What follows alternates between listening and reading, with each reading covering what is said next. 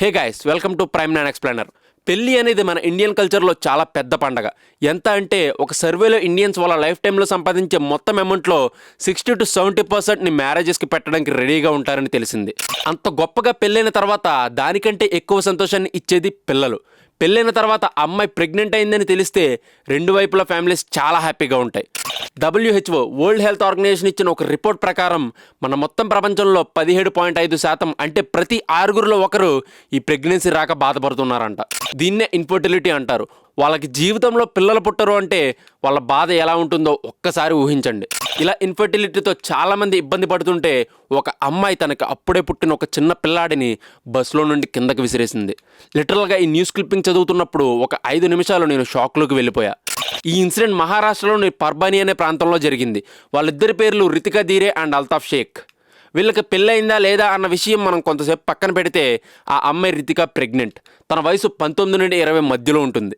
వీళ్ళిద్దరూ కలిసి పుర్బాని నుండి పూణేకి వెళ్తున్న ఓ స్లీపర్ బస్ ఎక్కారు. ఆమె అప్పటికే ప్రెగ్నెంట్ అయ్యి 9 నెలలు పూర్తయినట్టుంది. తనకి బస్సులోనే డెలివరీ అయిపోయింది. ఇద్దరు ఏం డిస్కస్ చేసుకున్నారో తెలీదు.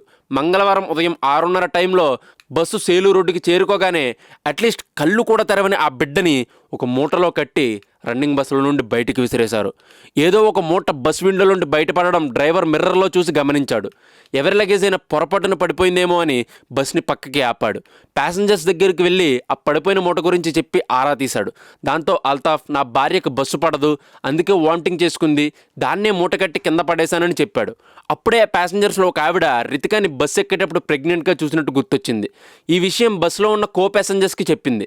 అందరికీ వాళ్ళిద్దరి బిహేవియర్ చూసి అనుమానం వచ్చి కిందకి దిగి వెళ్ళి మూటని చెక్ చేసి చూస్తే అందులో ఒక చిన్న బాబు చనిపోయి చలనం లేకుండా ఉన్నాడు.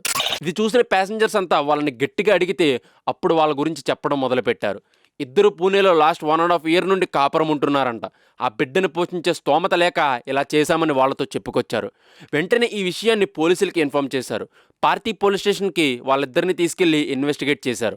కానీ వాళ్ళిద్దరూ భార్యాభర్తలను నిరూపించడానికి ఒక్క సాక్ష్యాన్ని కూడా పోలీసులకి చూపించలేకపోయారు. దాంతో అల్తాఫ్ని అరెస్ట్ చేసి జైల్లో పెట్టి రితికాని ట్రీట్మెంట్ కోసం హాస్పిటల్కి షిఫ్ట్ చేశారు. తను డిశ్చార్జ్ అయిన తర్వాత ఫర్దర్గా ఇన్వెస్టిగేషన్ చేయాల్సి ఉందని పార్టీ పోలీస్ చెప్తున్నారు. ఆ చనిపోయిన చిన్న పిల్లాడికి పోలీసులే అంత్యక్రియలు చేశారు. ఇది ఎంత అన్ఫేర్ అంటే పుట్టబోయే బిడ్డకి ఏ పాపం తెలియదు, అయినా సరే వాళ్ళ సంతోషానికి సుఖానికి వాడు బలయ్యాడు. ఇక్కడ మనం తెలుసుకోవాల్సింది ఒకటే, మీకు పోషించే స్తోమత లేనప్పుడు ఇప్పుడు మనకి పిల్లలు వద్దు అనే రిస్ట్రిక్ట్ చేసుకునే హక్కు మీకుంది. కానీ ఒక్కసారి కన్న తర్వాత ఆ బిడ్డని చంపే హక్కు మీకే కాదు, ఎవ్వరికీ ఉండదు. ఒకవేళ అంతగా మీకు పిల్లలు కావాలి అంటే కష్టపడి డబ్బు సంపాదించండి, ఆ తర్వాత పిల్లల్ని కనండి. ఎందుకంటే మీరు ఈరోజు తొందరపడి ఒక తప్పు చేసి ఆ తప్పుని ఎవరికి కనిపించకుండా కప్పిపుచ్చడానికి ఇంకొక పెద్ద తప్పు చేస్తే రేపొద్దున ఆ చిన్న ప్రాణం ఏ డస్ట్బిన్లోనో లేక రైల్వే ట్రాక్స్ మీదో అనాథలా పడి ఉంటుంది. ఆ తర్వాత ఈ తప్పు మిమ్మల్ని జీవితాంతం హాంట్ చేస్తుంది.